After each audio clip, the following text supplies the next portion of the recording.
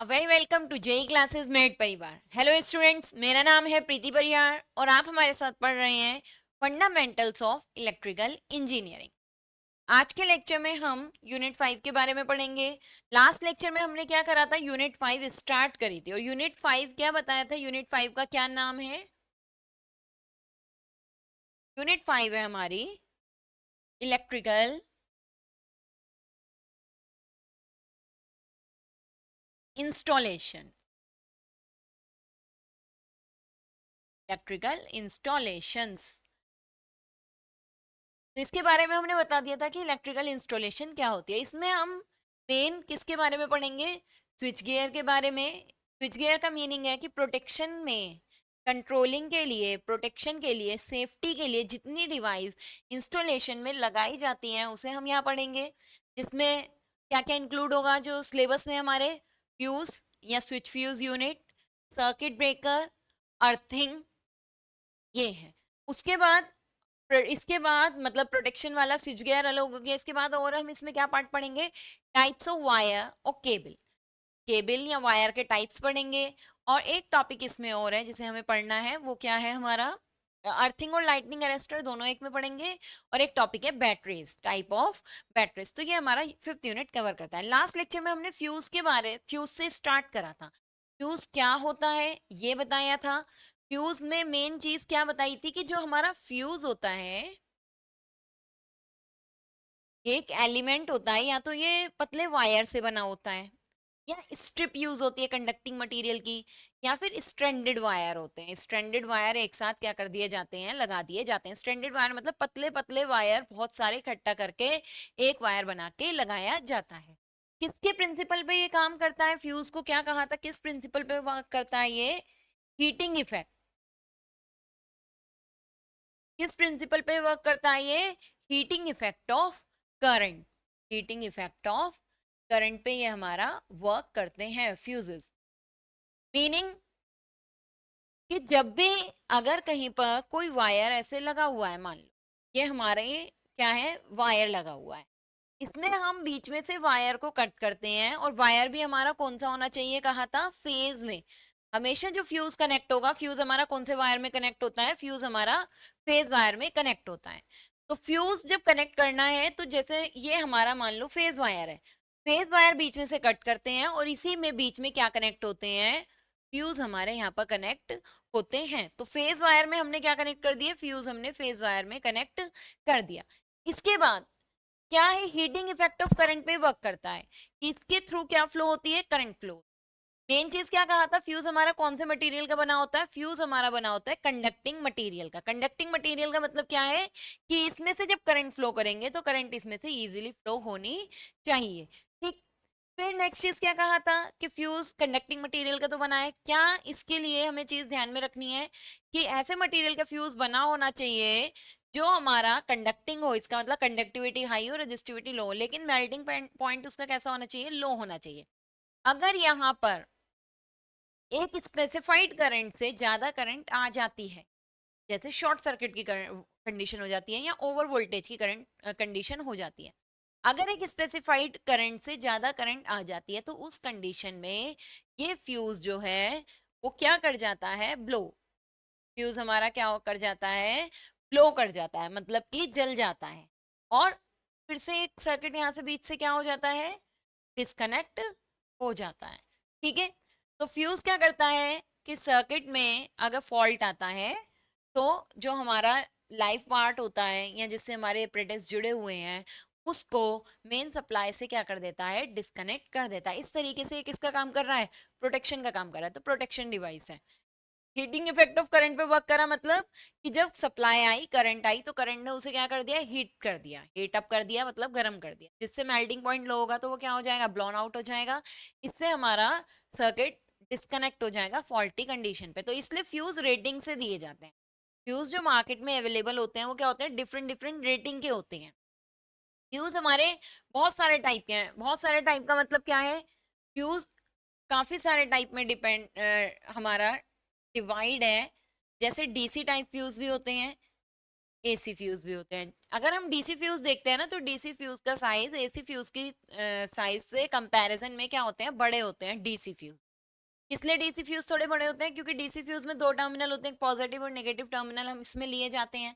तो जब इसमें फ्यूज में कंडीशन आती है शॉर्ट सर्किट की, ओवर वोल्टेज की, तो उस कंडीशन में क्या होता है, यहाँ बहुत ज्यादा आर्क प्रोड्यूस होती है। तो उस आर्क को डिस्क्रिमिनेट करने के लिए, मतलब कि क्वेंच करने के लिए, हमें क्या चाहिए होती है, उसके बीच में गैप, रेजिस्टेंस बढ़ाना होता है। रेजिस्टेंस बढ़ाने का मतलब है गैप थोड़ा बढ़ाना होता है दोनों इलेक्ट्रोड के बीच में, पॉजिटिव और नेगेटिव जो टर्मिनल कहा है। तो जब वो गैप बढ़ाएंगे तो डिस्टेंस बढ़ जाएगी इलेक्ट्रोड के बीच की, तो इस वजह से जो साइज भी हो जाता है वो क्या होता है, इनका बड़ा रहता है। और बाकी जो मोस्टली फ्यूज हमने देखे हैं वो क्या होता है, एसी फ्यूज सबने देखे हैं। मोस्टली जितने भी एपरेटस होते हैं, इन्वर्टर वगैरह देख लो, टीवी हम देखते हैं, यूपीएस देख रहे हैं, कोई भी, सब में फ्यूज लगे रहते हैं। घर में आजकल सर्किट ब्रेकर लगाने लग गए हैं, लेकिन पहले सबने फ्यूज देखे होंगे, बस अंतर इतना है, डिफरेंट डिफरेंट टाइप के फ्यूजेस होते हैं। ठीक है, तो वो सभी जो फ्यूज ज्यादातर यूज करे जाते हैं, वो कौन से फ्यूज यूज करे जाते हैं, एसी फ्यूज यूज करे जाते हैं। अब अगर एसी फ्यूज में कहें तो एसी फ्यूज भी दो टाइप में डिवाइड है, एक लो वोल्टेज एसी, एक हाई वोल्टेज एसी। एक हाई सप्लाई के लिए यूज करे जाते हैं, एक लो सप्लाई के लिए यूज करे जाते हैं। जो लो वोल्टेज वाले फ्यूज हैं वो हमारे क्या होते हैं, जैसे 240 वोल्ट है, 440 वोल्ट है, या 410 वोल्ट है, इतने की रेटिंग में यूज करे जाते हैं। जो हाई वोल्टेज वाले फ्यूज हमारे होते हैं वो हमारे केवी रेटिंग में, जैसे 1 केवी है, 1 केवी से ऊपर है, और हमारा क्या गया है आगे तक, हैवी केवी रेटिंग जहां पर आ रही है वहां तक हमारे क्या यूज करे जाते हैं, हाई वोल्टेज वाले फ्यूज यूज करे जाते हैं। ऐसे ही हम करंट की टर्म में भी कह सकते हैं कि अगर लो वोल्टेज वाले फ्यूज हैं तो ये हमारे कौन से होते हैं, जिसमें जो करंट रहती है मैक्सिमम तो लिखा जाता है 1800, लेकिन वो 1800 उसमें से फ्लो होने वाली करंट नहीं है, खाली रेटिंग की करंट है कि 1800 एम्पियर तक की करंट में क्या कर रहा है, ये फ्लो करा रहा है। लेकिन कैसे आते हैं फ्यूज की category, 5 ampere, 2 ampere, 10 ampere, 16 ampere, 32 ampere, 40 ampere. ठीक है, इस तरीके से फ्यूज की क्या आती है, कैटेगरी आती है। तो लो वाले फ्यूज की कैटेगरी 2, 5, 10, 16, 32, इस तरीके से देखने को मिलती है। हाई की अगर कैटेगरी देखें तो इसमें फ्यूज हमारे कैसे आते हैं, ज्यादा एम्पियर के आते हैं, 160 एम्पियर हो गया, या किलो एम्पियर में इसकी रेटिंग चली गई। तो हाई एम्पियर वाले हमारे किस में आते हैं, मतलब ज्यादा एम्पियर में रेटिंग अगर चली गई है तो वो सब किस में आते हैं, हाई वोल्टेज आते हैं। तो एक लो टाइप के फ्यूज अलग होते हैं, हाई टाइप के फ्यूज अलग होते हैं। तो इसमें सारे नहीं पढ़ेंगे, इस कैटेगरी बहुत ज्यादा हो जाती है, कुछ जो सिलेबस में लिखने हैं मेन मेन हम यहाँ पर फ्यूज देखेंगे। तो ये हो गए अब हमारे नेक्स्ट फ्यूज की कुछ कैटेगरी। कौन कौन से हैं, round type fuse, KitKat type fuse, cartridge type fuse, high rupturing capacity fuse या 4C फ्यूज इसे शॉर्ट में बोलते हैं, और सेमीकंडक्टर फ्यूज। सबसे पहले आता है राउंड टाइप फ्यूज। ये हमारा है round type fuse. Round type fuse जो होते हैं उसके स्ट्रक्चर इस तरीके से ये दिखा रखे, ये इंटरनल स्ट्रक्चर है। वैसे देखा जाए तो इस तरीके से राउंड टाइप रहता है और दो वायर ऐसे इसमें निकले हुए रहते हैं। ये हमारे कौन से फ्यूज होते हैं, round type fuse. Round type fuse को ये स्ट्रक्चर यहाँ पर दिखा दिए। इसके अंदर देखो, ये तो हो गया बाहर का मटेरियल जो बाहर का रहता है, ये रही दो स्ट्रिप, और ये है जो फ्यूज वायर जुड़ा रहता है। ये क्या है, इसमें फ्यूज एलिमेंट, ये पहला टर्मिनल है जो सप्लाई से कहीं जुड़ा होगा, जहाँ एसी सप्लाई के दो वायर होंगे, फेज और न्यूट्रल, और ये दूसरा टर्मिनल है जहाँ से सप्लाई जुड़ी होगी। और इनके बीच में इस तरीके से क्या कर दिया जाता है, फ्यूज को कनेक्ट कर दिया जाता है, और बीच में फ्यूज के, ताकि ये वायर ऐसे टच ना हो जाए, यहाँ पर क्या है, इंसुलेटिंग मटेरियल रहता है। ठीक है, तो ये हमारा क्या हो गया, फ्यूज। बाहर की जो इसकी ये वाली एरिया है, जैसे बाहर जिसके, ये सब तो किसके इंटरनल स्ट्रक्चर है। तो जो आउटर वाली स्ट्रक्चर होती है ये हमारे सिरामिक का बना हुआ पार्ट रहता है, प्लास्टिक सा दिखता है, तो किसका हुआ किसका पार्ट रहता है, ये पोर्सिलेन या सिरामिक का रहता है। ये इसके अंदर के इंटरनल स्ट्रक्चर है। ठीक है, इन्हें क्या कहते हैं, राउंड टाइप फ्यूज, और कटआउट भी इन्हें बोलते हैं। दो टर्मिनल निकले रहते हैं, इनसे हम क्या करते हैं, यही दो टर्मिनल है जिन्हें हम बाहर कनेक्ट कर देते हैं। ये हमारे राउंड टाइप फ्यूज होते हैं। उसके बारे में देखो यहाँ लिख रखा है, this type of fuse unit consist of porcelain or bakelite box and two separate wire terminal for holding the fuse wire between them। ये रही बाहर की स्ट्रक्चर ये हमारी किसकी होगी, पोर्सिलिन या बेकेलाइट की बनी होती है। इसके 2 टर्मिनल होते हैं जो क्या रहते हैं, जिसके बीच में फ्यूज वायर हमारा बना हुआ रहता है, या ये सेपरेट रहते हैं 2 टर्मिनल से। This type of fuse is not common use and account on following disadvantage. ये वाला जो फ्यूज होता है बहुत ज्यादा यूज नहीं करा जाता, क्या किस डिसएडवांटेज की वजह से, one of the terminal remain always energized and they are for replacement of fuse, either the worker will have to touch the live mains or open the switch. क्या है इसमें कि क्यों ये ज्यादा यूज नहीं करे जाते, क्योंकि इसमें हमेशा जो एक टर्मिनल है वो हमारा किससे कनेक्ट रहता है, ये कहा था ना ऐसे 2 टर्मिनल इसमें रहते हैं, ये फेज वायर से, ये न्यूट्रल वायर से, फेज मतलब लाइव वायर से है। तो ये वाला टर्मिनल क्योंकि हमेशा लाइव वायर से जुड़ा रहता है, लाइव वायर से जुड़े रहने का मतलब हमेशा एक टर्मिनल हमारा एनर्जाइज रहता है। तो रिप्लेसमेंट जो फ्यूज की होती है, तो वर्कर को क्या करना पड़ेगा, या तो मेन स्विच को ही ऑफ करना पड़ेगा, या इसी तरीके से रिप्लेस करना पड़ेगा कि हमेशा लाइव वायर पे ये वाला टच रहता ही है। तो फ्यूज को लगाने के लिए, जोड़ने के लिए, या तो लाइन चलती रहे उस पे कनेक्ट करना पड़ेगा, या फिर जहां से मेन लाइन आ रही है उसे स्विच ऑफ करना पड़ेगा। तो इस डिसएडवांटेज की वजह से भी इस चीज को क्या नहीं करा जाता, ज्यादा यूज नहीं करा जाता। दूसरा इसमें क्या है, appreciable arcing take place at the instant of blowing of fuse, thus damage the terminal, after 2 or 3 arcing the fuse unit become unusable. इसमें क्या होता है कि जो आर्किंग इसमें होगी, यहाँ जो आर्किंग रहती है वो आर्किंग कैसी रहती है कि यहाँ पर फ्यूज 2 या 3 बार में ही क्या हो जाता है, ब्लोन आउट हो जाता है। मतलब ये वाला जो फ्यूज है, ये फ्यूज एलिमेंट है, ये हमारा 2 से 3 बार में ही क्या हो जाता है, ब्लोन आउट हो जाता है। ये ना 2 और 3 आर्किंग, 2 से 3 आर्किंग ही अगर होती है, मान लो फ्यूज डैमेज नहीं हुआ, कहीं पे शॉर्ट सर्किट फॉल्ट आया, बस हल्की सी आर्क हुई, लेकिन फ्यूज पूरी तरीके से क्या नहीं हुआ था, डैमेज नहीं हुआ था। लेकिन होगा क्या है इसमें कि 2 से 3 अगर आर्किंग आ जाती हैं 2 से 3 टाइम में ही, हाई करंट, हल्की सी भी हाई करंट हुई, चाहे वो बहुत कम सेकंड के लिए हुई है, तो खाली ये 2 to 3 टाइम ही यूज कर पाता है, उसके बाद ये क्या हो जाता है, डैमेज हो जाता है। तो दोबारा इसे क्या नहीं कर सकते, यूज नहीं कर सकते। नेक्स्ट है हमारा रिवायरेबल और किटकेट टाइप। रिवायरेबल फ्यूज ही हैं जो हमारे हाउस होल्ड में यूज करे जाते थे, अब भी बहुत पुराने अगर किसी ने यूज कर रखे हैं तो देखने को मिलेंगे, वरना अब ये ज्यादा देखने को नहीं मिलते। रिवायरेबल या क्या कहते हैं इन्हें, किटकैट। रिवायरेबल इन्हें किस लिए कहते हैं, क्योंकि इसमें जो वायरिंग है, जो फ्यूज एलिमेंट है, वो हम क्या कर सकते हैं, दोबारा लगा सकते हैं। फ्यूज एलिमेंट को यहाँ क्या कर सकते हैं, दोबारा लगा सकते हैं, इसलिए इनका नाम रिवायरेबल है। किटकैट इन्हें किसने कहा, क्योंकि इसमें देखो एक पार्ट तो केज वाला होता है और एक पार्ट होता है जो बाहर से, जिसमें फ्यूज कैरियर लगा होता है, बाहर से इसे बंद कर देते हैं। तो इस स्ट्रक्चर की वजह से इसका नाम क्या है, किटकैट नाम इसे दिया गया है। तो किटकैट टाइप फ्यूज या रिवायरेबल फ्यूज का ये डायग्राम है। ये वाली स्ट्रक्चर होती है जो हमारे किस में होती है, वॉल में माउंट रहती है, जो हमारी दीवार रहती है उसमें वॉल में क्या रहती है, माउंट रहती है। और ये वाली स्ट्रक्चर है जो हम हाथ से इसे क्या कर सकते हैं, बाहर निकाल सकते हैं। तो किटकैट टाइप फ्यूज में क्या है कि इन्हें अगर देखना है कि फ्यूज ब्लॉन आउट हुआ है, तो ये स्ट्रक्चर हम बाहर निकालते हैं और इसी में ही वायर जुड़ा रहता है, स्ट्रिप रहती है, उस वायर से हमें पता लग जाता है कि वो क्या हो गया, डैमेज। ये रहे 2 टर्मिनल, इन्हीं के बीच में क्या कनेक्ट रहती है, स्ट्रिप रहती है कॉपर की, या जिसका भी फ्यूज यहाँ पर बनाया गया है उसकी यहाँ पर स्ट्रिप रहेगी।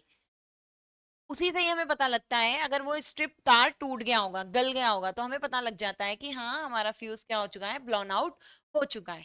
और अगर वायर में कोई प्रॉब्लम नहीं आई होगी तो उससे हमें पता लग जाता है फ्यूज में कोई प्रॉब्लम नहीं है। क्या है इसमें, सबसे ज्यादा हाउस वायरिंग में यूज करे जाने वाले फ्यूज थे, अब यूज नहीं करे जाते हैं, अब सर्किट ब्रेकर ज्यादा यूज करे जाते हैं, लेकिन पहले हमारे क्या करे जाते थे, फ्यूज ही ज्यादा यूज करे जाते थे। The most commonly used fuse in house wiring and the small current circuit is the semi enclosed और रिवायरेबल टाइप फ्यूज। सबसे ज्यादा हाउस होल्ड में यूज करने वाला फ्यूज था, और सेमी एनक्लोज्ड और रिवायरेबल फ्यूज ये होता है। सेमी एनक्लोज्ड मतलब पूरी तरीके से क्या नहीं है, क्लोज नहीं है, आधा बंद है, इसे क्या कर सकते हैं, ओपन कर सकते हैं। ओपन करने के साथ भी रिवायरेबल है, रिवायरेबल का मतलब है कि दोबारा इसमें वायरिंग कर सकते हैं। It consist of porcelain base carrying the fix contact to which incoming and outgoing live और फेज वायर आर कनेक्टेड। क्या कहा है इसमें कि ये जो फेस बना रहता है, ये और ये वाला, ये किस मटेरियल का बना रहता है, पोर्सिलिन का बना रहता है। ठीक है, किसका बना रहेगा, पोर्सिलिन का बना रहेगा। और इसी पे हमारे 2 टर्मिनल होते हैं जिससे कौन जुड़े रहते हैं, जैसे ये वाला है, इससे हमारे जुड़े रहते हैं यहाँ पर लाइव और न्यूट्रल वायर। जो बाहर से मेन सप्लाई आती है, उसे मेन सप्लाई को अंदर आने पर हम सबसे पहले किस में डालते हैं, फ्यूज यूनिट होती है, फ्यूज यूनिट में डालते हैं। उसी फ्यूज यूनिट में इसी टाइप के फ्यूज लगे रहते हैं। और यहाँ पर एक कनेक्शन होता है लाइव के लिए और एक कनेक्शन होता है न्यूट्रल के लिए। लाइव मतलब फेज के लिए। और इन्हीं दो से जुड़ते हैं ये वाले दो पॉइंट। इस पॉइंट पे क्या कनेक्ट है, कंडक्टिंग मटेरियल की स्ट्रिप कनेक्ट है। इसे हम ऐसे लगा देते हैं तो सर्किट क्या हो जाता है, कंप्लीट हो जाता है। ठीक है, तो यही चीज यहाँ पे लिखी है कि it consist of porcelain base carrying the fixed contact to which incoming and outgoing live or phase wire are connected, and porcelain fuse carrier holding the fuse element consisting of one or more strand of fuse wire stretched between its terminal. The fuse wire may be lead, tin, copper, aluminium और alloy of tin lead। ये चीज हमने last lecture में बताई थी कि fuse wire हम किस किस का बना सकते हैं। The actual fusing current will be about twice the rated current। देखो, एक फ्यूजिंग करंट होती है, एक रेटेड करंट होती है। रेटेड करंट वो करंट है कि जिसके लिए हमने फ्यूजियां बना रखा है। फ्यूजिंग करंट वो करंट होती है जिसपे हमारा फ्यूज में क्या होती है, आर्क होती है। तो हमारी यही चीज लिख रखी है कि जो एक्चुअल फ्यूजिंग करंट होती है वो हमारी 2 टाइम्स होती है किससे, रेटेड करंट से। ये चीज इन्होंने यहाँ लिखी हुई है। फ्यूज के ये तो है स्ट्रक्चर वाइज, ये है डिफरेंट डिफरेंट टाइप के फ्यूज, तो डिफरेंट डिफरेंट टाइप के फ्यूज के स्ट्रक्चर है। लेकिन अगर नॉर्मल कहीं वायरिंग में कहीं फ्यूज दिखाना है, तो फ्यूज को दिखाने का एक तो ये तरीका होता है, इस तरीके से फ्यूज दिखाया जाता है। कहीं पर अगर वायरिंग में फ्यूज लगाना है तो IEEE स्टैंडर्ड या IEC स्टैंडर्ड से एक तो तरीका ये वाला होता है फ्यूज शो करने का। एक इस तरीके से भी फ्यूज को शो करा जाता है। एक तरीका फ्यूज का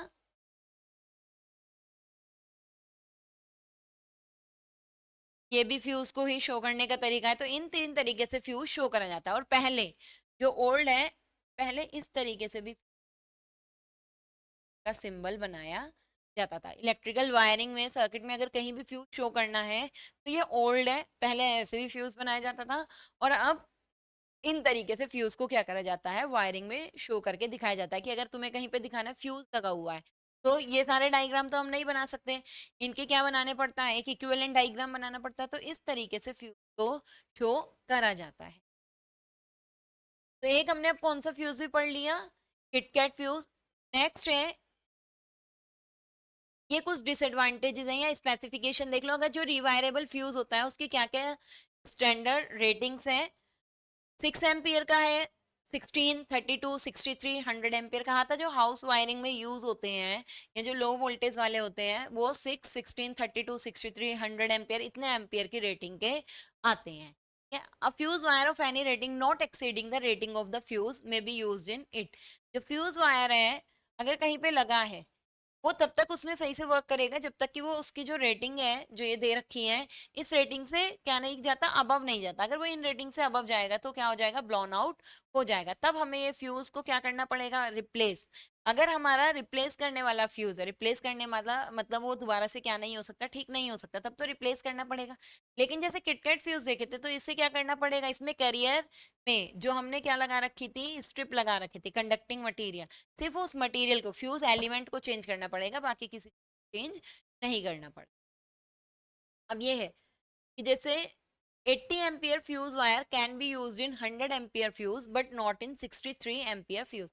अगर कोई 83 एम्पियर का फ्यूज वायर है, 83 एम्पियर का, वो हम 100 एम्पियर में तो यूज कर सकते हैं, लेकिन हम किस में यूज नहीं कर सकते, 63 एम्पियर में यूज नहीं कर सकते। क्या रीजन है, अगर कहीं पे 63 एम्पियर रेटेड लगना है, हमने 83 एम्पियर वाला यूज कर लिया, तो उसमें क्या होगा, वो तो हाई कहाँ तक करंट को ले सकता है, 83 तक, लेकिन हम 80 एम्पियर तक, लेकिन हमें तो 63 एम्पियर तक की रेटिंग है।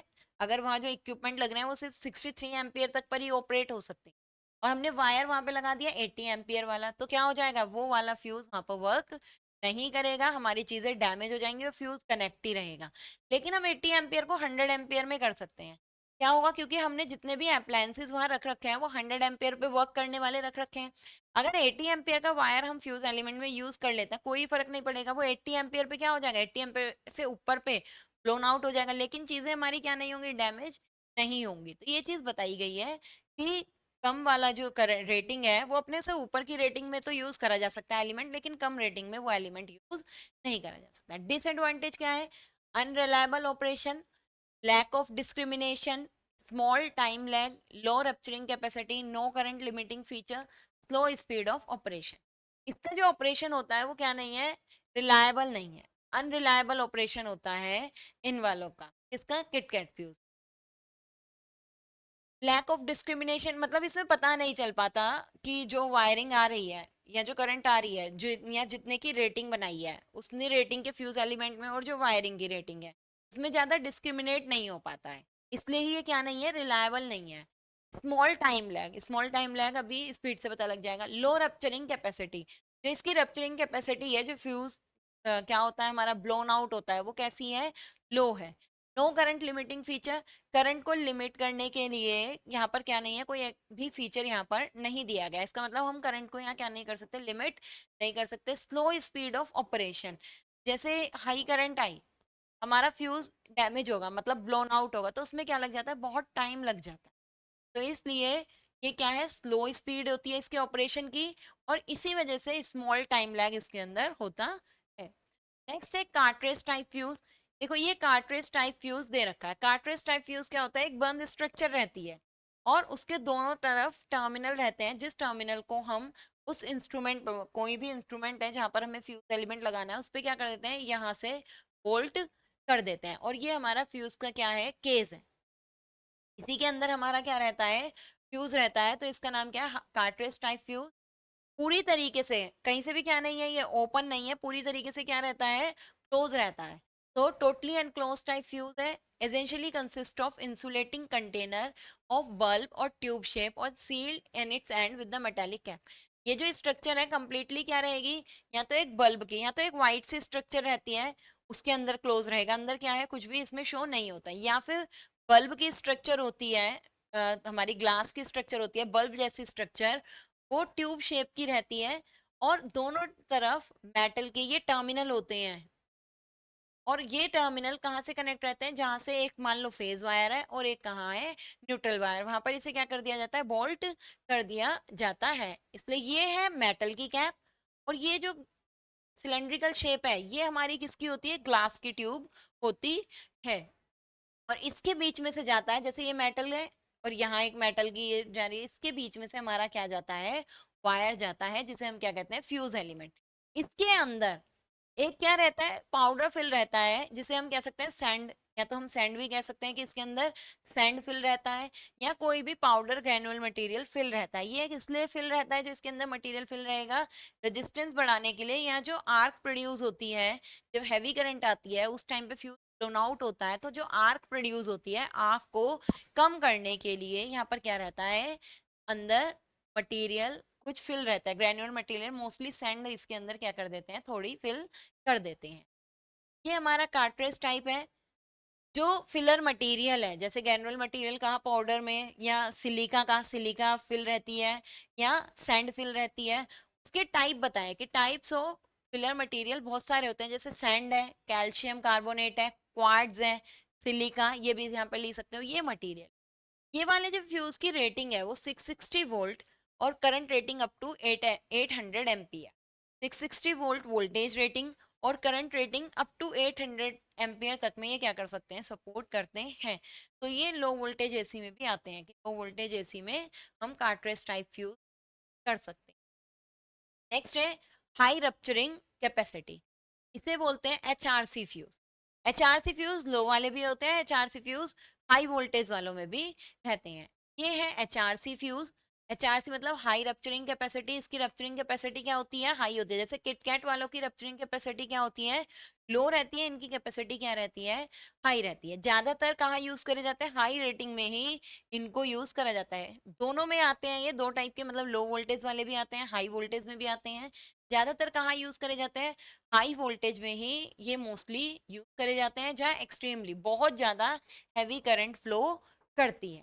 क्या स्ट्रक्चर है इसकी,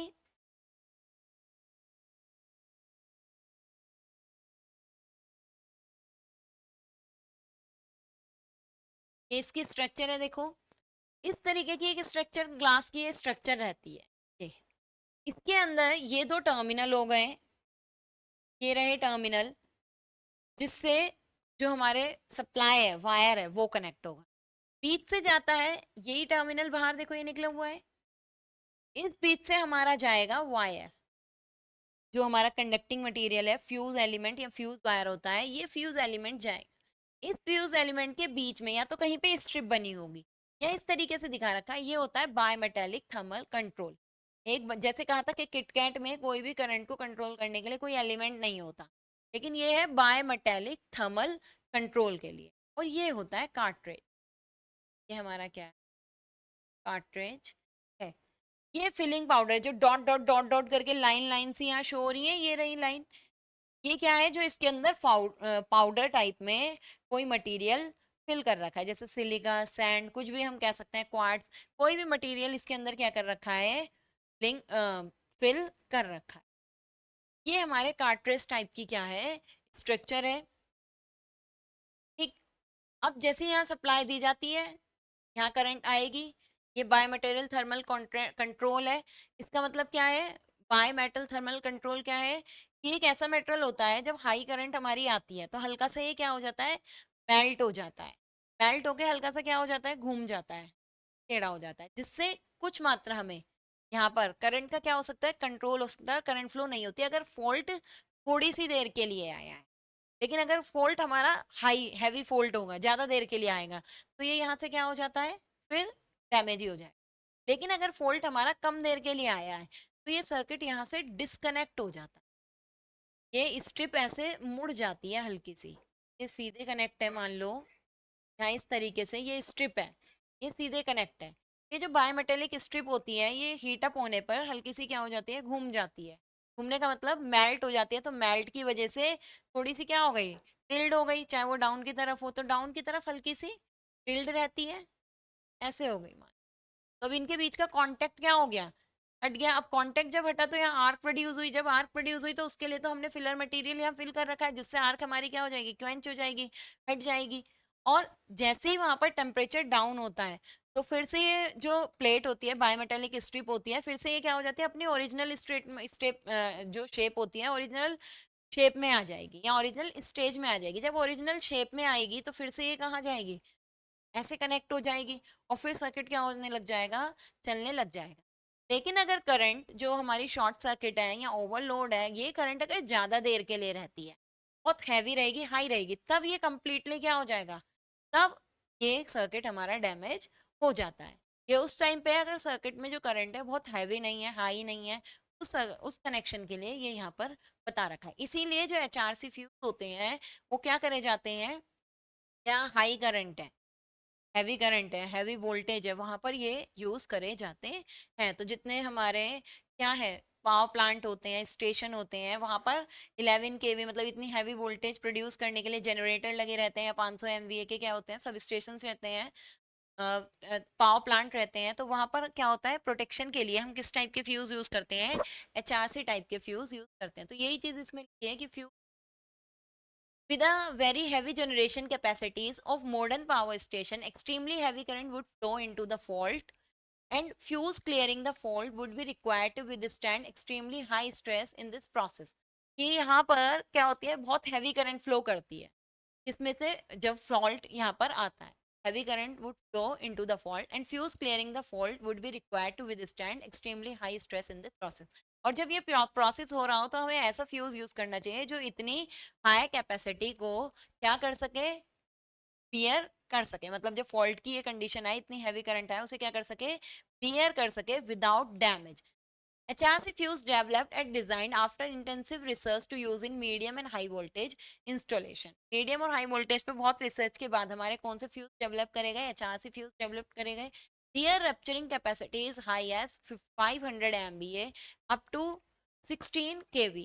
कितने पर जो इनकी रप्चरिंग कैपेसिटी है, ये कितने के लिए है, अगर MVA में देखें, पावर रेटिंग देखें तो 500 MVA, और अगर वोल्टेज में देखें तो 66 kV और उससे अबव, जैसे 66 kV 132 है, इतने पर ये क्या करते हैं, वर्क करते हैं। तो ये कौन से हाई वोल्टेज फ्यूजेस के अंदर भी आते हैं। They are basically two type of HRC fuses are use. एक होते हैं हमारे कार्ट्रेज टाइप HRC फ्यूज, और एक होते हैं टेट्राक्लोराइड टाइप HRC फ्यूज। तो 2 टाइप के क्या है यहाँ पर HRC फ्यूज होते हैं। कार्ट्रेज टाइप कैसे कि इन फ्यूज की जो स्ट्रक्चर है वो क्या रहती है, सेम एक बंद ग्लास टाइप का रहता है, उसमें बंद रहती है, माउंट रहती है और 2 टर्मिनल निकले रहते हैं, जहां भी कनेक्ट करना होता है वहां ये कनेक्ट रहते हैं। एक ग्लास स्ट्रक्चर, क्लोज स्ट्रक्चर रहती है, वो हमारे हो गए कार्ट्रेज टाइप।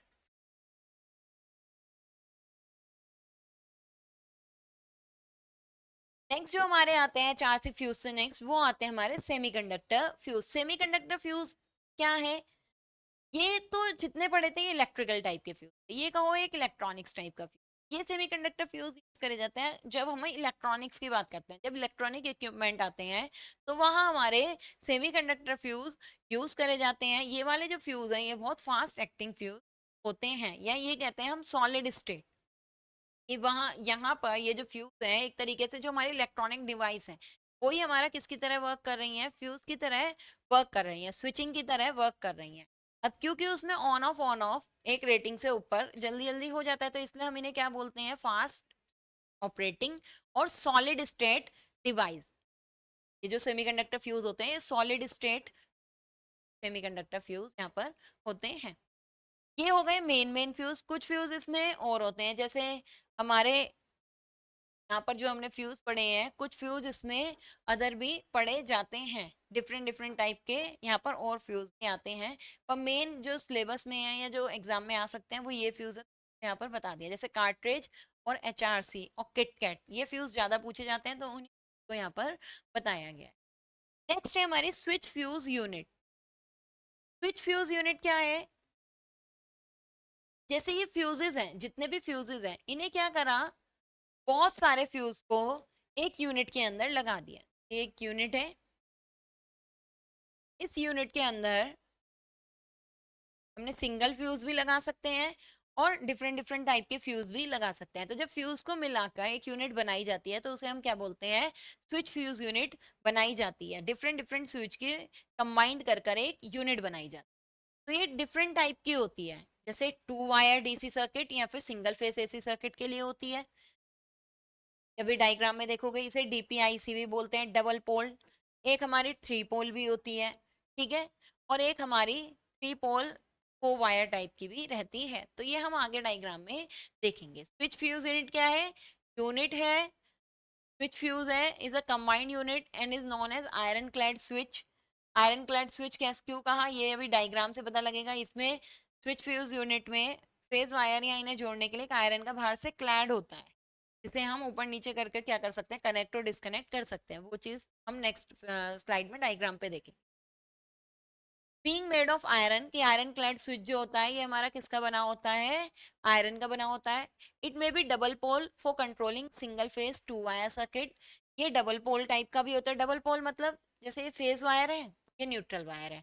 DC में भी हमारे क्या होते हैं, 2 ही वायर होते हैं, तो इसीलिए जो फर्स्ट टाइप का दिखाया गया है वो या तो कहा है 2 वायर DC कह सकते हो या सिंगल फेज AC सर्किट कह सकते हो। सिंगल फेज AC सर्किट में भी एक फेज होता है और न्यूट्रल रहता है। DC में एक पॉजिटिव टर्मिनल रहता है, एक निगेटिव टर्मिनल रहता है। तो क्या होता है, इसे कंट्रोल करने के लिए, 2 वायर को कंट्रोल करने के लिए 2 पोल है, 2 पोल के लिए यहाँ पर एक आयरन क्लैड दिया जाता है, जिससे एक वायर समझ लो कि जो इससे कनेक्ट रहता है ये इसे कनेक्ट कर सकता है और डिस्कनेक्ट कर सकता है। तो it may be double pole for controlling single phase 2 wire और DC। डबल पोल की जगह ये क्या भी हो सकता है, ट्रिपल पोल भी हो सकता है for controlling 3 phase wire 3 wire circuit. यहाँ पे मान लो कनेक्शन डेल्टा है, यहाँ केवल 3 फेज वाला सिस्टम है, 3 फेज है और वायर भी 3 है, वहां पर हम कौन सा यूज करते हैं, ट्रिपल पोल वाला यूज करते हैं। और ये हमारा कैसा भी हो सकता है, 3 फेज 4 वायर भी हो सकता है, लेकिन 3 फेज अगर 4 वायर है वहां फेज 3 ही होंगे।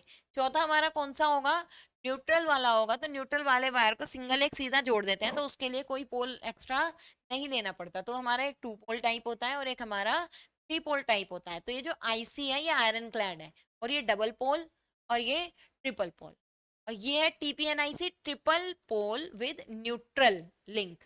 एक क्या कहा है, सिर्फ एक न्यूट्रल के लिए एक्स्ट्रा क्या दिया जाता है, लिंक दिया जाता है, जिसमें न्यूट्रल वायर जोड़ दिया जाता है। Triple pole neutral link iron clad switch ये होता है। तो फर्स्ट हमने क्या कहा है, 2 wire DC single phase AC जो कितने के लिए होता है, 240 वोल्ट 60 एम्पियर डीपीआईसी स्विच फ्यूज। ये डायग्राम दिया है डीपीआईसी स्विच की।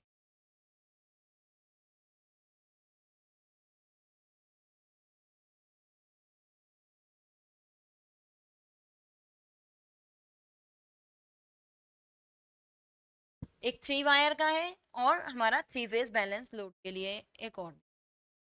ये वाला अगर डायग्राम यहाँ देखा जाए, ये स्विच फ्यूज यूनिट है। ये यूनिट इस तरीके से लगी रहती थी, ठीक है। ये उसका बॉक्स रहता है, बॉक्स से कवर रहता है। जब बॉक्स खोलते हैं तभी चेक करते हैं कि हाँ किस फ्यूज में प्रॉब्लम आई है, किस में प्रॉब्लम नहीं आई। यहाँ पर ये रहे दो, तो इसमें क्या दी गई है, स्विच की यूनिट दी गई है, फ्यूज लगाने वाली दो यूनिट दी गई है। ये इसका क्या है, कवर है, जिससे कवर करके यहाँ से क्या कर देते हैं, बंद कर देते हैं।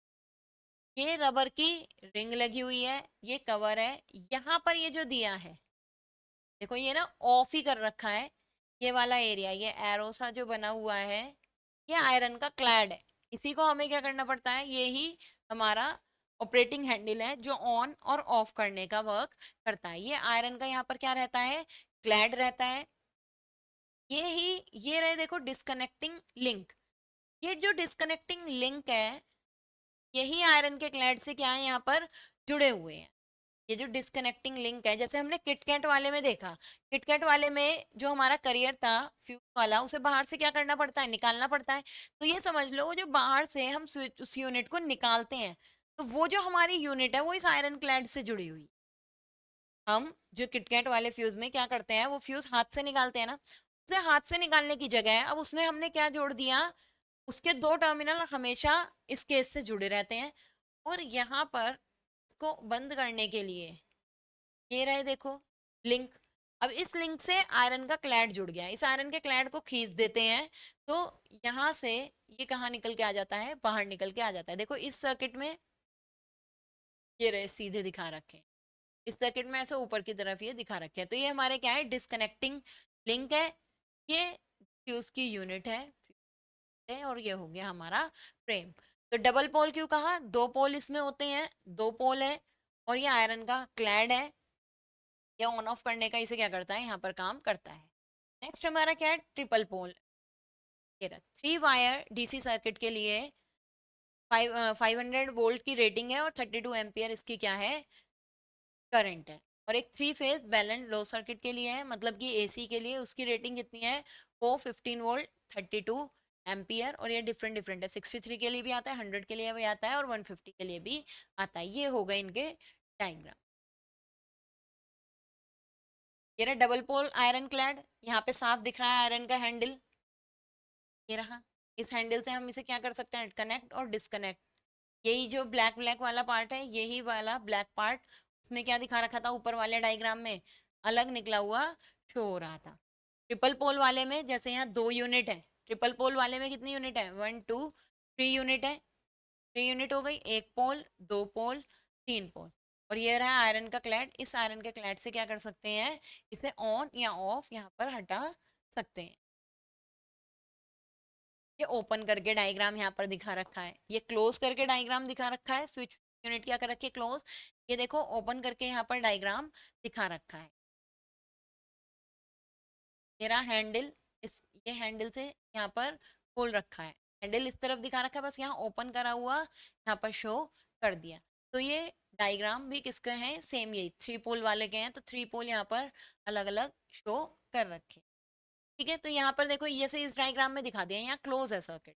जो हैंडल है, हैंडल क्या है, ऑपरेटिंग हैंडल बंद है। सर्किट हमारा क्या है, क्लोज है। सर्किट क्लोज का मतलब अभी वायर अंदर जुड़े हुए हैं। इन हैंडल से हम इन्हें क्या भी कर सकते हैं, ओपन भी कर सकते हैं। तो ये भी कह सकते हैं कि इसमें एक तो फिक्स कांटेक्ट होता है और एक हमारा क्या होता है, मूविंग कांटेक्ट होता है। जो हमारा मूविंग कांटेक्ट है वही हमारा किससे जुड़ा है, आयरन के क्लैड से जुड़ा हुआ है।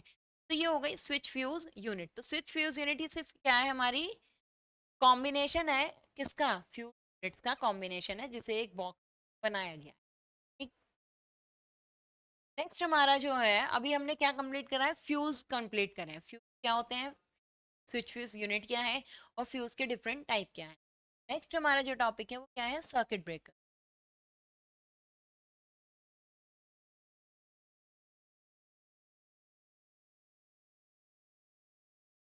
जैसे हमारा फ्यूज होते हैं, फ्यूज हमने क्या चीज बताई कि फ्यूज में प्रोटेक्शन के लिए एक एलिमेंट होता है जिसे हम फेज वायर में लगाते हैं, और जैसे ही हमारी ओवर करंट आती है, मतलब शॉर्ट सर्किट करंट, बहुत हाई करंट आई, तो उस वायर में से जाएगी और वो वायर क्या हो जाता है, हमारा ब्लोन आउट होकर उस सर्किट को अलग कर देता है, और सर्किट हमारा क्या हो जाता है, प्रोटेक्ट हो जाता है।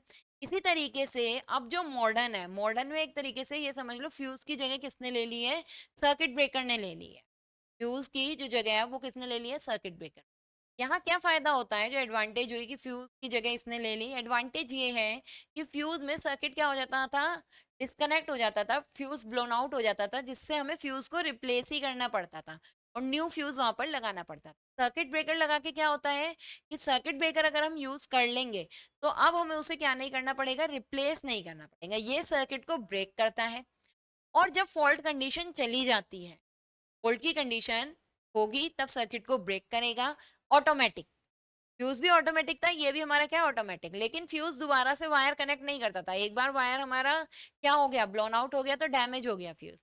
यहाँ पर अगर हमारी हैवी करंट आएगी तो सर्किट ब्रेक होगा, और जिस कंडीशन में हैवी करंट हमारी चली जाएगी, थोड़ी देर के लिए ही फॉल्ट आता है, जब हैवी करंट हमारी फ्लो नहीं करेगी, चली जाएगी, तो हम इसे क्या कर देते हैं, फिर से जाकर ओपन कर देते हैं। अब ये क्या है, इसमें टाइम भी कम लगा ओपन करने में, जो सर्किट ब्रेकर दोबारा जाके देखा उसे टाइम भी क्या लगा, कम लगा, और दोबारा से वही सर्किट क्या हो गया, काम में आ गया। जबकि फ्यूज में क्या था, फ्यूज में टाइम ज्यादा लगेगा, क्योंकि फ्यूज ही अब आपसे क्या करना पड़ेगा, रिप्लेस करना पड़ेगा, और टाइम भी जब फ्यूज रिप्लेस ही करना पड़ेगा, तो कंपेयर अगर सर्किट ब्रेकर से करें तो यहाँ टाइम भी कैसा लगेगा, ज्यादा लगेगा, कॉस्ट भी कैसी आएगी, ज्यादा, क्योंकि फ्यूज फिर से लाना पड़ेगा। बल्कि सर्किट ब्रेकर वही सर्किट में क्या आ जाता है, काम आ जाता है। इसलिए फ्यूज की जगह क्या लगाने लग गए हैं, सर्किट ब्रेकर लगाने लग गए हैं। बस मेन क्या है, कॉस्टली है। अगर वैसे देखा जाए कि अगर जिस टाइम पर हम ले रहे हैं तो उस टाइम पे फ्यूज हमारे सस्ते आते हैं, चीप होते हैं, लेकिन सर्किट ब्रेकर हमारे क्या होते हैं, कॉस्टली होते हैं, लेकिन ये लॉन्ग टाइम के लिए रहते हैं, और जो फ्यूज रहते हैं वो हमारे शॉर्ट टाइम यूज होता है। कब, अगर फॉल्ट वाली कंडीशंस आती हैं, जहाँ पर फॉल्ट बहुत ज्यादा आते हैं, ओवरलोड ज्यादातर रहता है, शॉर्ट सर्किट करंट ज्यादातर रहती है, तो वहाँ फ्यूज हमारे क्या नहीं होते, यूजेबल नहीं रहते। तो ये हमारा सर्किट ब्रेकर का डायग्राम है जो मोस्टली देखा जाता है। ये सिर्फ एक यूनिट के लिए दिखाया गया है, एक सर्किट ब्रेकर दिखाया गया है। सर्किट ब्रेकर को अब एज अ स्विचेस भी यूज करते हैं, जहां पर बहुत हाई करंट रिक्वायरमेंट होती है, जो हाई वोल्टेज पे चीजें चलती हैं, जैसे हीटर्स होते हैं, गीजर होते हैं, एसी होते हैं, ये क्या करते हैं, हैवी करंट लेते हैं। तो इसके लिए यहाँ पर हम क्या करते हैं, स्विच की जगह इस तरीके से सर्किट ब्रेकर लगा देते हैं। और सर्किट ब्रेकर में ये हमारा क्या है, स्विच है, इसे ऑन ऑफ ऊपर या नीचे ले जाकर सर्किट को कनेक्ट और डिस्कनेक्ट कर देते हैं। इसके अंदर भी होता क्या है, ये जो दो टर्मिनल दे रहे हैं, दिख रहे हैं, यहीं पर हम वायर कनेक्ट करते हैं। जो वायर के अंदर आ रहा है और जो वायर क्या हो रहा है, बाहर जा रहा है, उसी वायर को यहाँ पर कनेक्ट करा जाता है इन दो टर्मिनल पर। और इस सर्किट ब्रेकर के अंदर ही वो वायर आपस में क्या रहता है, कनेक्ट रहता है। किससे, ये जो प्लंजर है ना, ये स्विच है, इस स्विच से। इस स्विच को डाउन या अप कर कर हम क्या कर सकते हैं, स्विच को ऑन ऑफ कर सकते हैं। लेकिन ये स्विच क्या है, नॉर्मली तो महंगा है, तो हर जगह तो ये स्विच नहीं लगा सकते हैं। सिर्फ कहाँ लगाएंगे, जहां हमें पता है कि हाँ यहाँ लोड डिसबैलेंस, ओवरलोड की कंडीशन आ सकती है, या हैवी करंट यहाँ आ सकता है, तो तब डिवाइस की प्रोटेक्शन के लिए हम क्या करते हैं, इस टाइप का सर्किट ब्रेकर यूज करते हैं। तो सर्किट ब्रेकर हमारे क्या करते हैं, सर्किट को ब्रेक करते हैं, ब्रेक कर देते हैं। तो और जब फॉल्ट चला जाता है, हमें उसे क्या करना पड़ता है, फिर से ऑन जाके करना पड़ता है। और इजी भी होता है, मान लो कहीं पर बहुत सारे सर्किट ब्रेकर लगे हैं, अब सीरीज में कहा था बहुत सारे फ्यूज लगे हैं, तो हमें नहीं पता लगता है ऐसे देख के कि हाँ कौन सा फ्यूज में यहाँ पर प्रॉब्लम आई है, फॉल्ट आया है, लेकिन सर्किट ब्रेकर देख के पता लग जाता है। जिस सर्किट ब्रेकर में फॉल्ट आया होगा, उसी सर्किट ब्रेकर की वो वाली एमसीबी, जिसे हम शॉर्ट में बोलते हैं, वही वाली एमसीबी हमारी क्या होती है, डाउन होती है। बाकी सारी एमसीबी क्या रहती है, सही रहती है। तो एमसीबी को सिर्फ हम देख कर ही, एमसीबी सर्किट ब्रेकर का ही एक शॉर्ट में रूप, circuit breaker different different type के हैं, तो एक टाइप क्या है, एमसीबी है, घर में यूज करते हैं। तो एमसीबी को देखकर ही बताया जा सकता है कि हाँ किस वाली एमसीबी में फॉल्ट आया है। और जब फॉल्ट चला जाता है, थोड़े टाइम का ही फॉल्ट होता है, फिर हमारा फॉल्ट क्या हो जाता है, हाई करंट या हैवी करंट जो भी है चली जाती है, तो हम दोबारा से जाकर एमसीबी को ऑन कर देते हैं। लेकिन अगर मान लो हमने ऑन करा और वो फिर से ट्रिप हो गई, तो इसका मतलब क्या है, अभी भी हैवी करंट इस सर्किट में है, तो हम थोड़ी देर क्या भी कर सकते हैं, वेट भी वहां पर कर सकते हैं, लेकिन हमारा सर्किट क्या नहीं होता, डैमेज नहीं होता है। उसी सर्किट को हम फिर से, उसी एमसीबी को फिर से यूज कर लेते हैं। इसलिए हमारे सर्किट ब्रेकर फ्यूज के कंपैरिजन में अब क्या करे जाते हैं, ज्यादातर यूज करे जाते हैं। अब घर में, होम्स में ज्यादातर क्या होता है, फ्यूज यूज नहीं करे जाते, फ्यूज यूनिट की जगह सर्किट ब्रेकर की एक यूनिट लगाई जाती है। मतलब डिफरेंट डिफरेंट, जहां जहां हैवी करंट है, हाई करंट के सर्किट्स हैं, उन उन जगह क्या लगा देते हैं, डिफरेंट डिफरेंट सर्किट ब्रेकर। ऐसा भी तो करते हैं कि कंप्लीट घर में एक सर्किट ब्रेकर ना लगाकर कुछ कुछ एरिया को डिवाइड कर देते हैं, उस एरिया के क्या लगा देते हैं, डिफरेंट डिफरेंट सर्किट ब्रेकर, और वहां लिख भी देते हैं कुछ, या फिर लिख भी नहीं देते, तो अंदाजा रहता है ये यहाँ का है और ये इस जगह का है। इससे क्या होता है कि अगर किसी एक पर्टिकुलर एरिया में फॉल्ट आया है, तो हमें आसानी रहती है कि हाँ, ये वाली एमसीबी हमारी डाउन हुई है, तो इन वाली एमसीबी से जहां जहां वायरिंग गई हुई है वहीं पे हमारा क्या आया हुआ होगा, फॉल्ट आया हुआ होगा। तो हमारे को फॉल्ट को लोकलाइज करने में, पता लगाने में, आइडेंटिफाई करने में कि कहाँ फॉल्ट आया, उसमें क्या रहती है, आसानी रहती है। तो ये हमारे क्या होते हैं, सर्किट ब्रेकर होते हैं। सर्किट ब्रेकर हमारे डिफरेंट डिफरेंट टाइप के होते हैं। जो हमारे सिलेबस में है वो कौन कौन से हैं, एक एमसीबी है, एक एमसीसीबी है, एक ईएलसीबी है, एक आरसीबी है। ठीक है, एमसीसीबी, आरसीबी, ईएलसीबी, एमसीबी, और एक एसीबी भी है, एयर सर्किट ब्रेकर भी है शॉर्ट में। तो हम ये देखेंगे फर्स्ट एमसीबी। एमसीबी की जो फुल फॉर्म है वो क्या है, मिनिएचर सर्किट ब्रेकर। एक सर्किट ब्रेकर है जिसका कैसे फॉर्म है, मिनिएचर। मिनिएचर मतलब मिनी, एक छोटी फॉर्म है सर्किट ब्रेकर की। ये डिवाइस हमारी क्या होती है, जो चीजें बताई गई हैं वही सारी यहाँ पर अब लिखी गई हैं। A device which provide definite protection to the wiring installation and sophisticated equipment against over current and short circuit fault. अगर कहीं पे शॉर्ट सर्किट फॉल्ट आ रहा है, ओवर करंट आ रही है, ओवर वोल्टेज आ रही है, तो उससे प्रोटेक्शन के लिए वायरिंग इंस्टॉलेशन करते समय हम क्या करते हैं, इस डिवाइस को प्रोवाइड कराते हैं। थर्मल ऑपरेशन, जो ओवरलोड कह दिया था, ये शॉर्ट सर्किट था, अब overload. Thermal operation is achieved with bimetallic strip which deflects when heated by any over current. ये एमसीबी के अंदर जो वर्किंग हो रही है उसके बारे में बताया, तो अभी नेक्स्ट स्लाइड में उसकी वर्किंग को भी यहाँ शो कर देंगे। तो पहले पढ़ लेते हैं फिर वर्किंग शो कर देंगे। क्या होता है इसमें, thermal operation is achieved by bimetallic strip. एक बायोमेटालिक स्ट्रिप होती है, उसमें थर्मल ऑपरेशन को क्या करा जाता है, अचीव करा जाता है, which deflects when heated by any over current.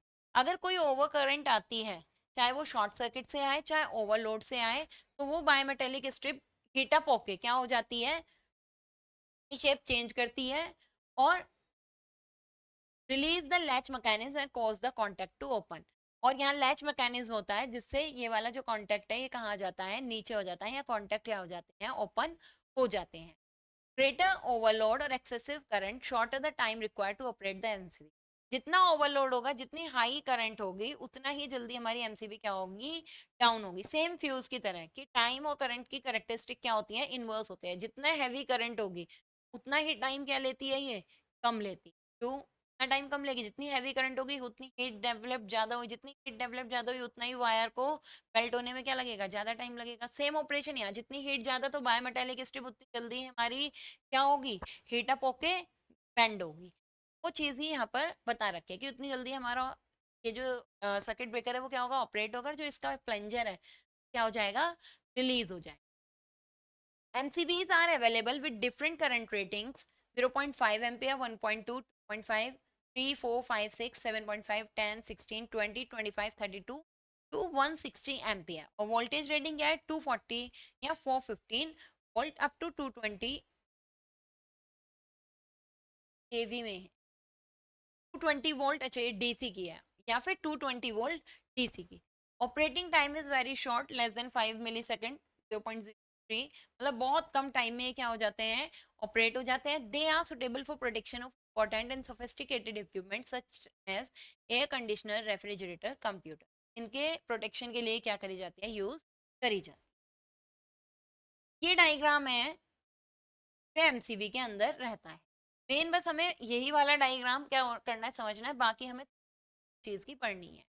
होता क्या है, देखो अगर हम इस डायग्राम को देखें, एमसीबी में अगर किसी ने देखा हो, ये वाला जो स्विच है इसको जब हम ऊपर की तरफ करते हैं तब हमें फोर्स लगाना पड़ता है, और जब तक ये कंप्लीटली क्या नहीं हो जाता, अप नहीं हो जाता, तब तक हमें फोर्स इस पे लगाए रखना पड़ता है। क्यों? क्योंकि इसके अंदर 2 स्प्रिंग होती है। जब तक हम क्या नहीं कर देंगे, कंप्लीटली इस बटन को ओपन नहीं कर देते, ये हमारा क्या नहीं होता, ऑन नहीं होता। लेकिन अगर इसे ऊपर करने के बाद हल्का सा इस पे फोर्स लगाएं, बहुत लाइट, तो ये नीचे तुरंत आ जाता है। पूरे नीचे तक लाने के लिए इस पे क्या नहीं लगाना पड़ता, फोर्स नहीं लगाना पड़ता। बहुत हल्का सा इसे अगर टच करो तो नीचे ये तुरंत आ जाता है, डाउन। लेकिन ऊपर ले जाने के लिए इस पे क्या लगाना पड़ता है, बहुत ज्यादा फोर्स लगाना पड़ता है। इस वाले डायग्राम से हम देख सकते हैं, ये है वो स्विच प्लंजर, ठीक है, ये हैंडल है।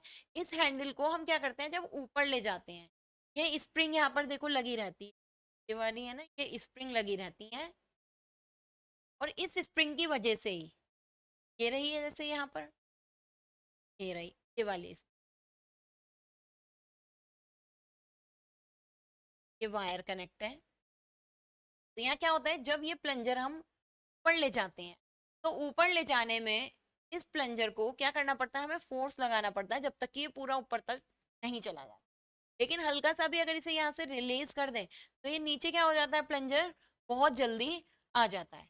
इस फोर्स के लिए हमें क्या करना पड़ता है, इसमें एक मैकेनिज्म लगानी पड़ती है, जिससे क्या हो, ये वाली चीज अपने आप हो जाए, ये जो सर्किट है ये अपने आप क्या हो जाए, ऑन से ऑफ कंडीशन में आ जाए। हमें ये जो फोर्स हम लगाते हैं हल्का सा, बहुत लाइट फोर्स, ऊपर के लिए तो हमें ही ऑन करनी है। मान लो फॉल्ट आया है, तो फॉल्ट आने के बाद तो हमें ही दोबारा जाके एमसीबी को क्या करना है, ऑन करना है।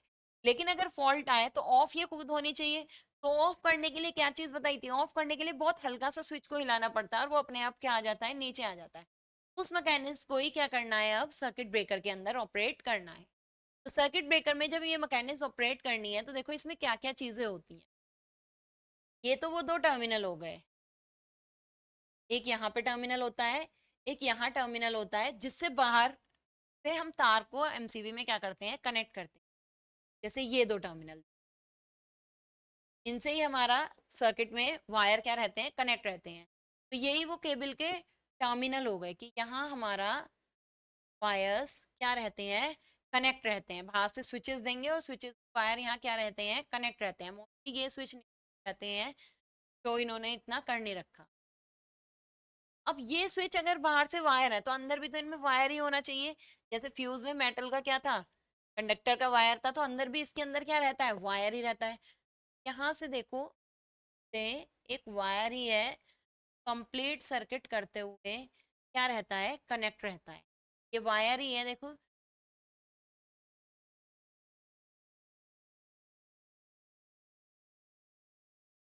इस तरीके से सर्किट पूरा कंप्लीटली क्या होता है, पूरा वायर से, ऊपर जो वायर आ रहा है वहां से, और जो नीचे वायर है वहां से कंप्लीटली सर्किट क्या रहता है, कनेक्ट ही रहता है, जिससे हमारे सर्किट में करंट फ्लो होती है। ये इसमें कॉइल असेंबली, यहाँ रहता है सिंपल वायर, एक यहाँ पर एक कॉइल असेंबली रहती है, वायर की ही हमने क्या कर दी, कॉइल बना दी। ये एक इसमें क्या रहती है, कॉइल रहती है। इस कॉइल के अंदर ही एक सिलेंडर लगा रहता है, ये सिलेंडर का क्या है, टर्मिनल है। इस कॉइल के अंदर ही क्या रहता है, एक सिलेंडर लगा हुआ रहता है, ठीक है। ये रहती है बायमेटालिक स्ट्रिप, ये जो इस तरीके से स्ट्रक्चर दिखा रखी है, ये क्या है, ये बायमेटालिक स्ट्रिप है। ये होता है आर्क शूट या आर्क चैम्बर। यहाँ क्या होता है, जो आर्क हमारी रिलीज होती है, उस आर्क को हटाया, खत्म करा जाता है, आर्क को क्वेंच करा जाता है। तो ये क्या होता है, हमारा आर्क चैम्बर इसे बोलते हैं, या आर्क शूट इसे बोलते हैं। चैम्बर ये बहुत सारे छोटे स्पेस रहता है, ये गैप है इनके बीच में, ठीक है, इससे हमारी आर्क क्या होती है, रिड्यूस होती है। ये यहाँ पूरे में गैप रहता है, जो ये होल्स दिखा रखे हैं, ये क्या रहता है, यहाँ पर गैप रहता है। ये हो गया हैंडल, और ये बाहर की क्या हो गई, स्ट्रक्चर रहती है। ये हमारा क्या है, कॉन्टेक्ट है। ये क्या है, कॉन्टेक्ट है। यही कॉन्टेक्ट हमारा क्या रहता है, कनेक्ट रहता है। जब ये कनेक्ट रहेगा तब हमारी क्या रहती है, सप्लाई जाती है। ये जब ये कॉन्टेक्ट रिलीज हो जाएगा तो हमारा क्या हो जाएगा, यहाँ पर आर्क प्रोड्यूस होगा। वर्क इसमें कैसे होता है, कि मान लो जब इसमें सप्लाई जाती है, जब इसमें सप्लाई जाती है और यहाँ क्या आता है, हैवी करंट आता है। सप्लाई जाने के केस में अब यहाँ पर क्या आया, शॉर्ट सर्किट हुआ, और शॉर्ट सर्किट की वजह से यहाँ क्या आया, हैवी करंट आया। हैवी करंट आने की कंडीशन में हैवी करंट जब इसमें आता है तो हैवी करंट आने की कंडीशन में हमारा क्या होता है कि ये बायोमेटेलिक स्ट्रिप होती है। हैवी करंट आने की कंडीशन में ये जो बायोमेटेलिक स्ट्रिप है, ये स्ट्रिप हमारी क्या हो जाती है, हल्की सी बेंड हो जाती है। जब ये स्ट्रिप हमारी हल्की सी क्या होती है, बेंड होती है, ये कहाँ आ जाती है, नीचे आ जाती है। स्ट्रिप हमारी क्या हो गई है, बेंड हो गई है, तो ये स्ट्रिप हमारी हल्की सी आती है, नीचे आती है। जब ये स्ट्रिप नीचे आती है तो इसका कनेक्शन वायर से क्या हो जाता है, हट जाता है। और वायर से जब इसका कनेक्शन हट जाता है, या इससे कह दो कि यहाँ से जब कनेक्शन क्या हो गया है, हट गया है, तो ये जो ड्रम सा है ये हल्का सा क्या हो जाता है, से ये जो प्लंजर है, ये प्लंजर इन्होंने अभी नीचे ही कर रखा है, या ये कहो ये डायग्राम थोड़ा चेंज दिखा रखा है। ये प्लंजर हमारा क्या हो जाता है, फिर जाता है, क्योंकि ये प्लंजर का जो कनेक्शन है, ये प्लंजर का कनेक्शन किससे है, इससे हमारा है, ड्रम से।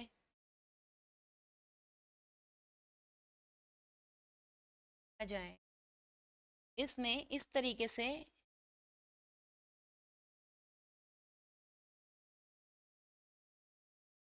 ये कॉइल रहती है। कॉइल के अंदर एक क्या रहता है, इस सिलेंडर रहता है। सिलेंडर पर प्लंजर रहता है ना, ये प्लंजर अटका हुआ रहता है।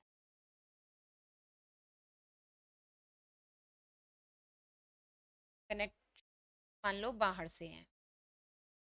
अब इसमें होता क्या है, जैसी सप्लाई आती है, सप्लाई आने पर ये कॉइल मैग्नेटाइज हो जाती है बहुत ज्यादा। लो सप्लाई भी जब रहती है तब भी ये कॉइल हमारी क्या रहती है, मैग्नेटाइज रहती है। लेकिन लो सप्लाई आने पर ये इतनी मैग्नेटाइज नहीं होती कि यहाँ पर जो स्प्रिंग लगी हुई है, इसमें क्या लगी रहती है, कि स्प्रिंग लगी रहती है, तो इस सिलेंडर को क्या करे, नीचे प्रेस करे। लेकिन जैसे ही वो आई, बहुत ज्यादा high current I, heavy current I, तो बहुत ज्यादा हैवी करंट आने पर क्या होता है, यहाँ पर जो स्प्रिंग लगी हुई होती है वो स्प्रिंग क्या हो जाती है, मैग्नेटाइज हो जाती है। और मैग्नेटाइज होके वो इस सिलेंडर को क्या करती है, नीचे की तरफ पुश करती है। जब ये नीचे की तरफ इसे पुश करेगी, तो ये सिलेंडर के नीचे जो पिन रहता है ना, वो पिन इसको नीचे दबाती है। तो जब वो पिन इसको नीचे पुश करती है तो ये हैंडल हमारा क्या हो जाता है, नीचे आ जाता है। ये कौन सी कंडीशन में होता है, जब बहुत हैवी करंट आती है, शॉर्ट सर्किट वाली। लेकिन मान लो जब करंट क्या नहीं है, बहुत हैवी नहीं है, तो हैवी करंट वाली कंडीशन में ये जो पिन वाली बात बताई है कि सिलेंडर हमारा कहाँ आता है, नीचे की तरफ आता है, ये नहीं हो पाता बहुत हैवी करंट। जब हमारी ओवरलोड, ओवरलोड में क्योंकि जब हैवी करंट आती है तब हमारी करंट होती है नॉर्मल करंट की मान लो 10 टाइम्स। लेकिन जब ओवरलोड की कंडीशन होती है, ओवरलोड में जो हमारी करंट होती है वो होती है सिर्फ 2 to 2.5 या 2 to 3 टाइम्स।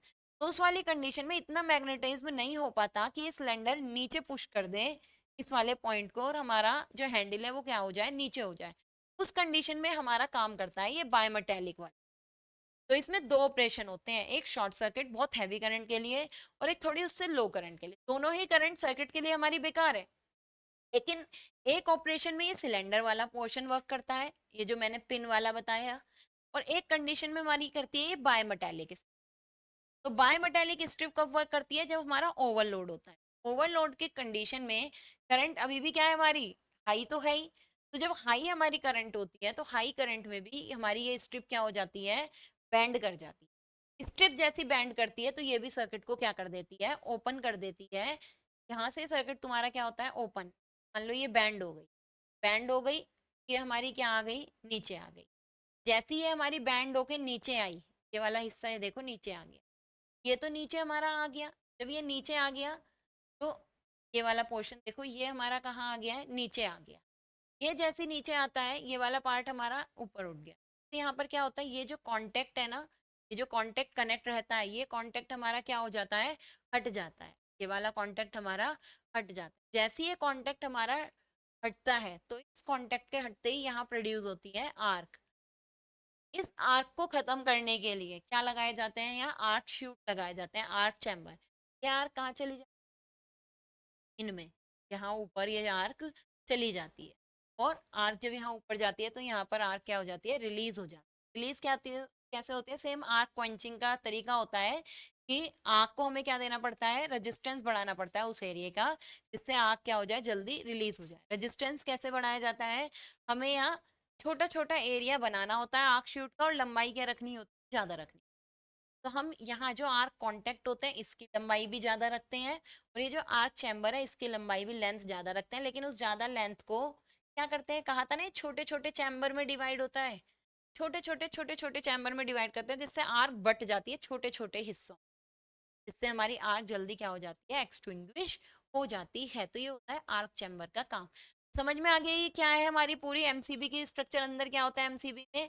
जब हैवी करंट आती है तो या तो बायोमेटेलिक स्ट्रिप से भी केबल समझा सकते हो, बायोमेटेलिक स्ट्रिप तुम्हारी क्या हो जाती है, बैंड हो जाती है, जिससे कॉन्टेक्ट हट जाते हैं, कॉन्टेक्ट जैसे हटते हैं प्लंजर हमारा क्या हो जाता है, डाउन हो जाता है। ये तरीका है। दूसरा क्या होता है, इसमें एक सिलेंडर वाला भी रहता है। सिलेंडर वाली कंडीशन में भी क्या होता है कि यहाँ एक स्प्रिंग होती है, वो स्प्रिंग मैग्नेटाइज होती है, जिससे सिलेंडर वाली शेप ना इसके अंदर दिख नहीं रही, खाली ये स्प्रिंग स्प्रिंग तो दिख रही है कॉइल असेंबली, लेकिन सिलेंडर नहीं दिख रहा है। वो सिलेंडर ही डाउन होता है स्प्रिंग के मैग्नेटाइज होने पे। जैसे ही सिलेंडर डाउन होता है, ये पॉइंट पॉइंट खाली इन्होंने दिखा रखा है, जैसे ये सिलेंडर डाउन होता है ना, तभी हमारा ये हैंडल अपने आप क्या हो जाता है, पर चला जाता है। ये हमारा किसका है, एमसीबी का डायग्राम है। तो हमने जो यहाँ पर पढ़ा है आज, क्या पढ़ा है, एमसीबी पढ़ा है। नेक्स्ट लेक्चर में हम क्या पढ़ेंगे, सर्किट ब्रेकर के और टाइप देखेंगे कि और सर्किट ब्रेकर हमारे कौन कौन से होते हैं। तो इस वाले लेक्चर को हम इसी टॉपिक के साथ यहाँ पर खत्म करते हैं। अब आपसे मिलेंगे नेक्स्ट लेक्चर में, तब तक के लिए गुड बाय।